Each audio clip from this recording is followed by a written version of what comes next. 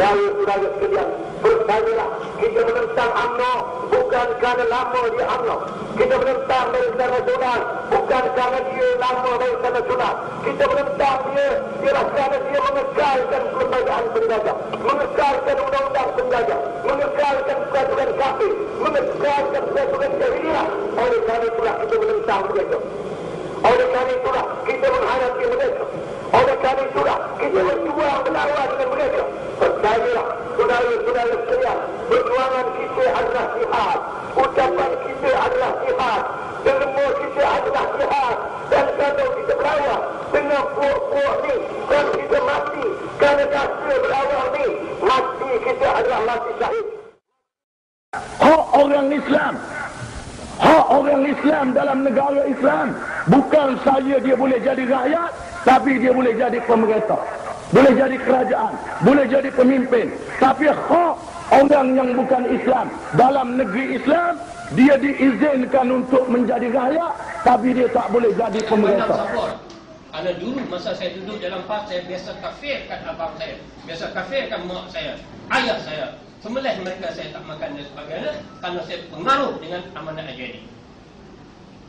Hari ini pun beribu-ribu lagi ahli PAS di kampung-kampung perempuan yang berpecah belah antara UMNO dan PAS, tak makan sembelih orang itu, tak guna, tak sembahyang masjid sampai hari ini. Dan saya dulu pegang benda ni. Mak saya, ayah saya Abim, bukan UMNO, Abim itu pun saya kafirkan kerana dulu kami ditampil selain daripada PAS semua kafir walaupun Abim. Ini kena faham. Sampai hari ni dia tak tarik lagi yang mana ni, dan sampai hari ni beribu orang lagi pegang isu ni. Kalau ada siapa-siapa orang PAS di tempat tuan-tuan yang tak sembahyang di masjid kali dia tu, dia memang pegang ni. Sebab tu saya biasa rancang membunuh Dr. Mahathir. Bukan dekat mana dia. Dr. Mahathir saya biasa rancang bunuh, tapi tak sempat nak bunuh. Bila tak sempat nak bunuh, kerana berlaku peristiwa semarak di Sing. Peristiwa itu yang berlaku, semarak yang pergi bakar pun tu semua orang-orang saya. Dan mereka ni kena tahan ISC 2 tahun. Nampak? Kerana apa? Masa tu kita anggap UMNO ni kafir. Saya pegang tu. Sekarang saya tak pegang. Kerana saya insaf selepas 2008, apabila PAS Kedah menang, memerintah Kedah ni, fatwa tu saya tak pakai. Sebab apa? Mereka sendiri yang menolak. Kalau dulu mereka kata judi arak itu haram, siapa yang melaksanakan judi arak itu maknanya dia kafir. Sekarang kerajaan PAS Kedah masih menggunakan judi arak.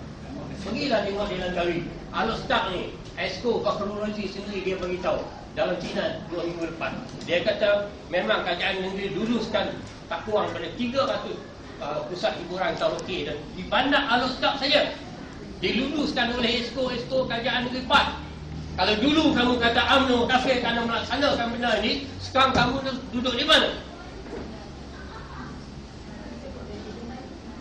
Apabila PAS Terengganu menang 1999, tindakan pertama untuk berjadi ialah merobohkan patung penyu di bulatan penyu Batu Buruk.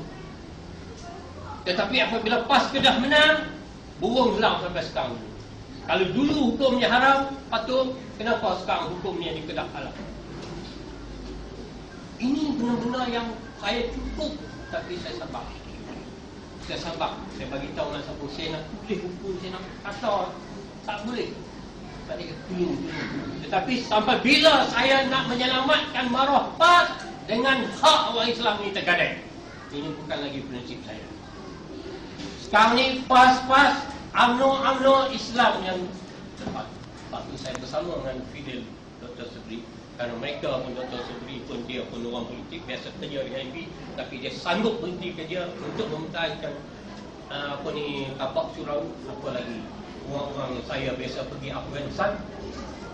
Saya biasa pergi Afghanistan duduk dengan mujahidin untuk mempertahankan negara Afghanistan daripada jatuh kepada orang kafir. Tiba-tiba di dalam negara kita, di bawah kerajaan yang kata nak memperjuangkan Islam itu, mereka nak menjual tanah hak milik orang Islam kepada orang kafir.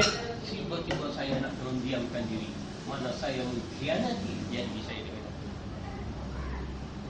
Sebab itu saya nak ajak tuan-tuan. Baru ni saya buat pertemuan dengan pegawai-pegawai pengarah kerajaan negeri dengan saya cakap benda yang sama, dan hari ini saya nak cakap benda yang sama, bahawa perjuangan PAS hari ini adalah suatu perjuangan yang bahaya. Kerana mereka sudah terpuruk, mereka tersilap adab, tak boleh buat apa-apa lagi apabila duduk di bawah bersama-sama dengan pihak. Sebab itulah Pulau Pinang, Lim Bio Eng jual tapak masjid, tak ada suara daripada mereka. Dulu kalau berlaku peristiwa yang macam tu, kamilah orang yang mula-mula sekali diajak pergi ke Pulau Pinang.